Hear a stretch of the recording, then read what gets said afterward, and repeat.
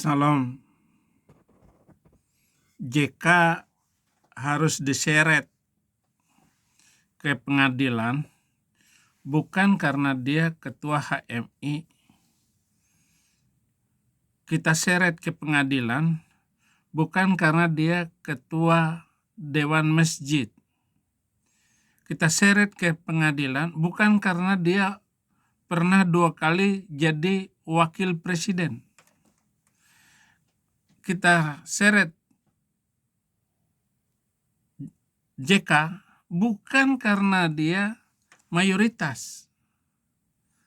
Dan kita seret dia ke pengadilan bukan juga karena dia seorang tokoh ataupun dia kumis tipis.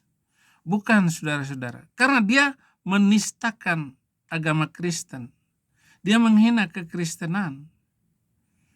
Dan dia selalu melakukan blunder bahwa siapapun presiden akan dilawan oleh dia. Itulah cara JK mengeksiskan dirinya. Kita harus seret dia karena dia jelas menistakan agama.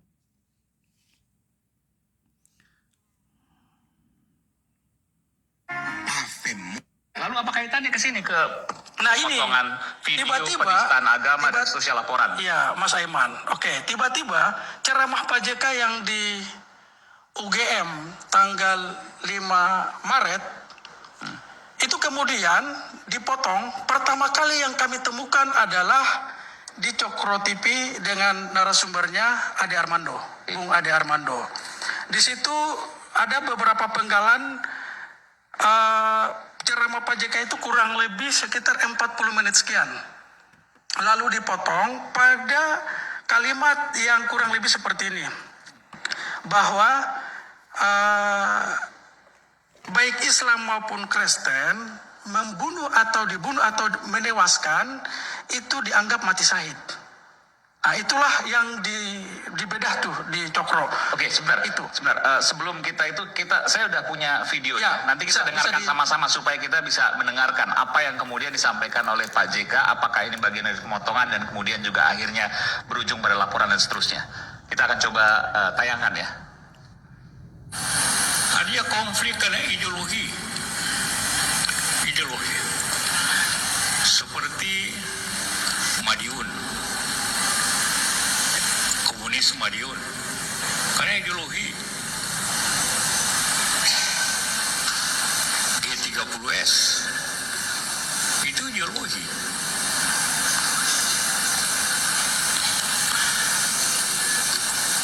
Ada juga kena agama.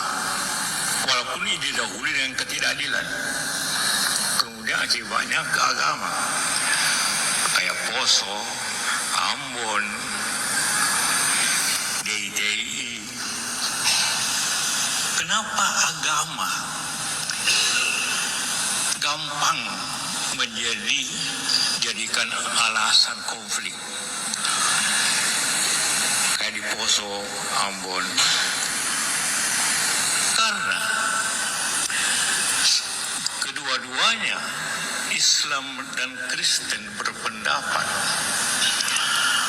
mati atau menewaskan orang, atau mati atau mematikan itu syahid. Semua pihak Kristen juga berpikir begitu. Kalau saya bunuh orang Islam, saya syahid. Kalau saya mati pun saya syahid. Akhirnya susah berhenti kalau konfliknya orang membawanya ke agama. Oke, jadi ini yang dipotong.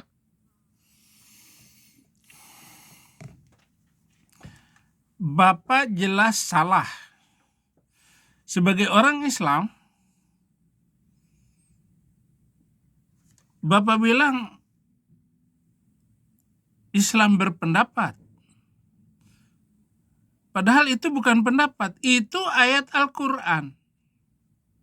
Yang jelas-jelas membunuh atau dibunuh masuk surga.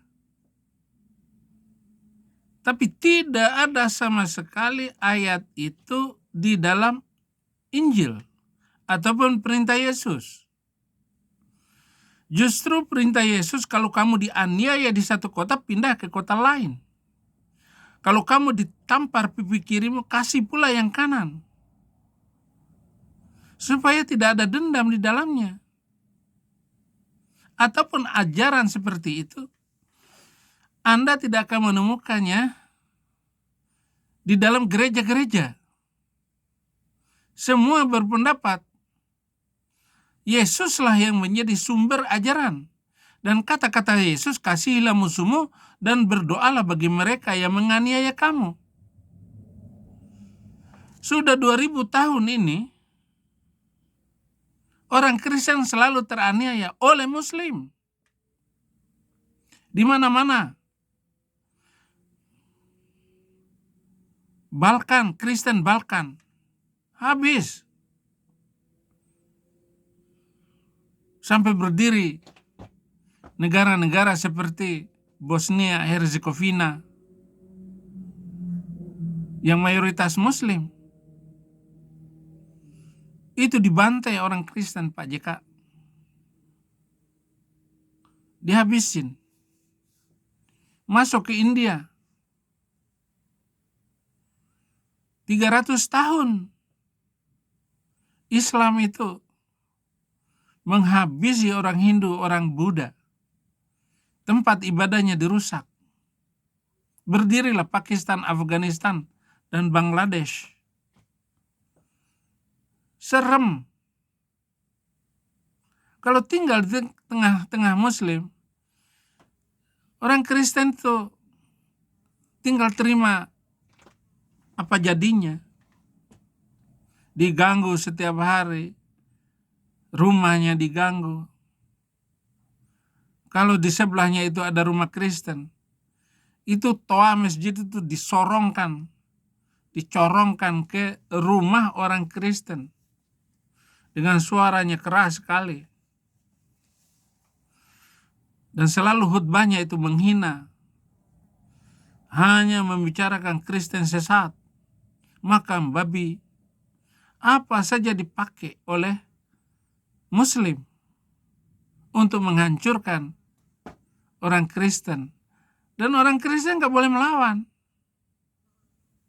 Gak boleh melawan. Alkitab bilang begitu. Inilah sebabnya JK harus diseret. Dan ceramahnya tadi, dia gak tahu isi Al-Quran dan dia menistakan kekristenan. Karena mengatakan bahwa dalam Kristen, bahwa membunuh dan dibunuh masuk surga. Mana ada. JK. Saudara-saudara, mungkin ada yang sudah mendengar lalu mengatakan tidak ada unsur penistaan di dalamnya. Dia undang Eporus HKBP, dia undang Ketua PGI, Persatuan Gereja Indonesia, sama-sama mengatakan tidak ada penistaan.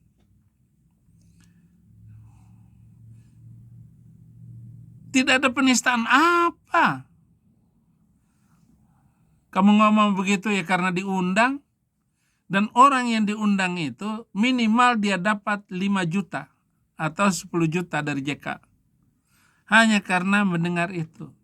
Demikian juga ulama-ulama. Din Samsudin, mantan pimpinan pusat Muhammadiyah. Dia bilang, gak ada penistaan di dalam. Lo, ulama Muhammadiyah, cari aman saudara. Din. Gak bisa begitu. Hukum harus tetap diberlakukan. Bukan karena masalah potongan video. Bukan pula karena JK sebagai tokoh. Tetapi ucapan semacam itu menunjukkan bukan seorang tokoh, bukan seorang pemimpin, Segala macam Anda lakukan untuk mencari kerusuhan Indonesia, dan kata-kata Anda penuh dengan kebencian dan kesombongan.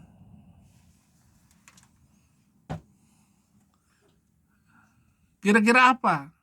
Tahu nggak saudara-saudara penonton saya yang setia, kenapa JK ngomong seperti itu? Dia mau mengangkat Anies untuk menjadi presiden 2029 nanti. Ataupun menyingkirkan Prabowo sekarang, meminta harga BBM dinaikkan supaya terjadi kerusuhan di Indonesia. Dan membuktikan bahwa Prabowo tidak benar-benar sesuai dengan kampanyenya dulu, sehingga dikomporin sama JK nanti dan terjadi chaos. Kalau itu sudah terjadi, ya Prabowo lengser sekalian dengan Gibran. Kan itu tujuan dari JK ini, saudara. Mau menaikkan Anies Baswedan, ataupun mau menaikkan Mahfud MD.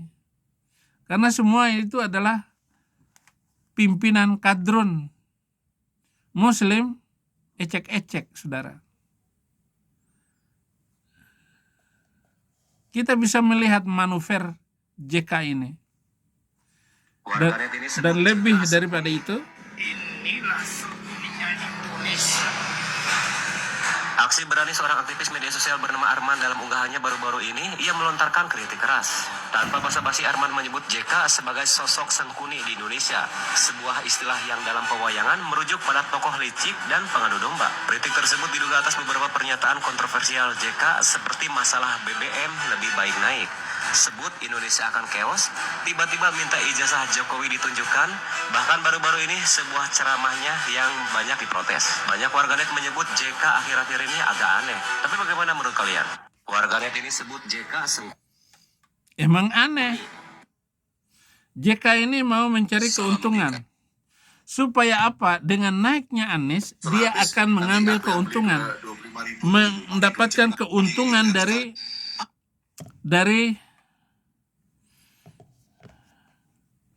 naiknya Anies, supaya perusahaan-perusahaan JK mengambil keuntungan material. Karena apa? Karena hutang perusahaannya itu lebih daripada 30 triliun. Dengan berhutang seperti itu untuk menjadi cadangan nanti Anies jadi presiden. Dan siap-siaplah Indonesia akan rusak, akan kacau.